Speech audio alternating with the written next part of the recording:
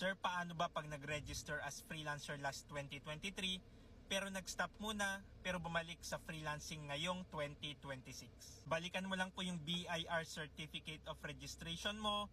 Usually for freelancer, ITR lang naman po yung kino-comply natin or fina-file kay BIR. So quarterly income tax return saka annual income tax return, make sure na makomply mo po yan ngayong 2026. Para naman sa mga previous years, kung concern mo hindi ka nakapag-file, may open cases ka po kay BIR sa system, lahat ng hindi mo po na-file. Para ma-settle po yon, dapat i-file mo po yung tax return at bayaran po yung penalty. Make sure lang na ngayong year, pwede mo pang i-file yung annual ITR year 2025 mo.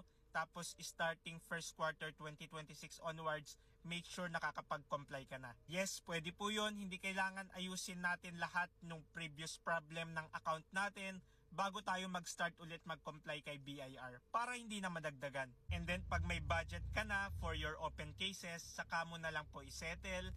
Hindi po kailangan isang bagsakan. Pwedeng pakonti-konti po ang pag-settle ng open cases. You are a freelancer at meron kang concern or question regarding freelancers BIR registration and freelancers tax compliance, comment mo lang yan at sasagutin ko yan.